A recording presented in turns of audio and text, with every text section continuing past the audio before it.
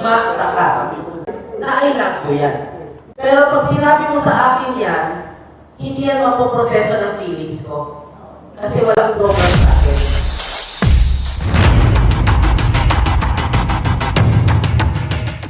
Ano sa Bisaya ang mahal kita? I love you.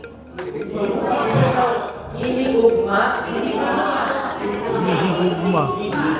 Ihigugma taka. Ihigugma taka. Isip ko alaka, ito ba? Hinigugma taka. Pagkilaw sa isip ko yan, na I love you yan. Pero pag sinabi mo sa akin yan, hindi yan mapoproseso ng feelings ko.